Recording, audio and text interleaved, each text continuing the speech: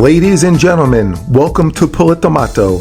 My name is Mike, and if you're the kind of person who wants to soak up as much news as possible without a ton of opinions thrown in, then you've landed in the perfect channel.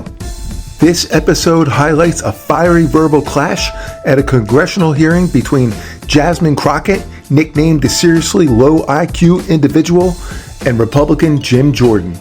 Crockett rapid fires a barrage of lies like a machine gun, but just wait until Jim Jordan counters with an RPG loaded with facts. This is going to be a good one, so let's let it rip. So this hearing is nothing more than another Republican attempt to dismantle the Affordable Care Act. It's performative to distract your attention away from the fact that they don't have a health care plan, just concepts of one. And I do want to make sure that I cover one other thing that the chairman spoke about.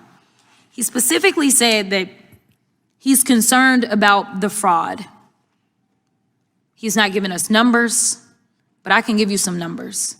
If we're concerned about how much money it may be costing us because systems are not perfect, we have no perfect systems. We have always had some level of fraud in anything that we have because there's no such thing as perfection walking on this earth.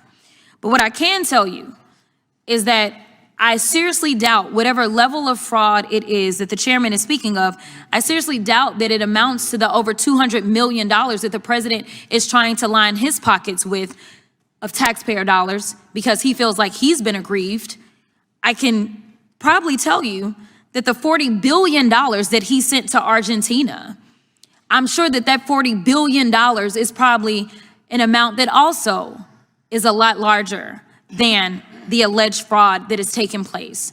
So if we are going to talk about being fiscally responsible, if we're going to talk about how we can keep people insured, how we can make sure that people are actually going to live to see another day, and if it's really about a concern about the fraud, then maybe rein in the person that is wasting money or deciding that taxpayers should just line his pockets to the tune of over $200 million. And with that, I will yield.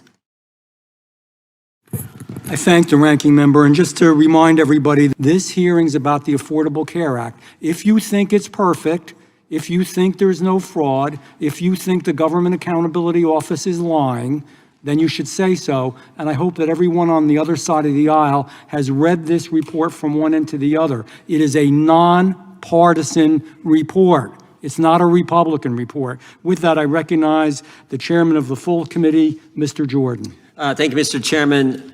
If you like your plan, you can keep your plan. If you like your doctor, you can keep your doctor, and premiums will go down.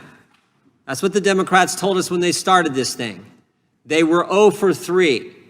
And now they're telling us, the cliff that they created, which is going to happen in 21 days, if we don't extend the subsidies, the whole world's going to end.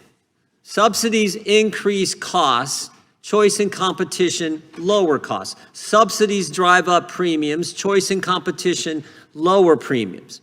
But no, they just want to keep doing the same thing. Now look, I understand there's a cliff coming, and we should address that. But we should address it in the context of actually doing something that brings down premiums for all Americans. I think they said 12 million, 22 million, different numbers. Well, there's 340 some million people in this country who have to deal with health care. We'd like the premiums to come down for families all across the nation. And then they said, I think the ranking member of the subcommittee, the senator from Texas, said there's always some level of fraud. And I think the ranking member of the full committee talked about perennial fraud. What, as if it's okay? Have they not read the report? 21 billion in unreconciled subsidies were paid to insurance companies in 1 year. 7,000 times dead people enrolled. That's a miracle. Holy cow. 19,000 instances of a dead person's social security number being used to enroll someone who's alive. That's crazy too. One time, one social security number was used to enroll in 125 policies, in different policies in 1 year. That's phenomenal. And that's just perennial. That's just your run-of-the-mill garden variety fraud, I guess, according to the Democrats. But we don't think that's the case. So we would like to have healthcare where there's choice and competition, where you don't have this kind of fraud, and you don't have these endless subsidies going on forever, so that premiums actually come down for American families.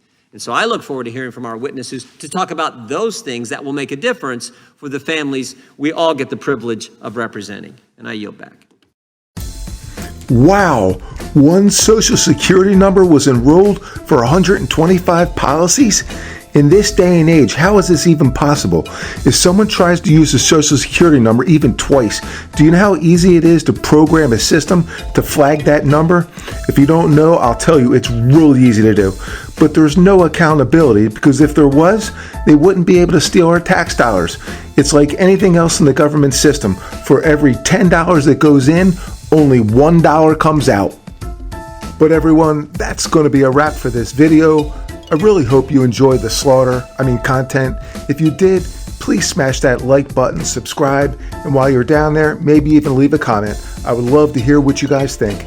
I thank you all very much for your time. I hope you all have a wonderful day, and wherever you are, keep smiling.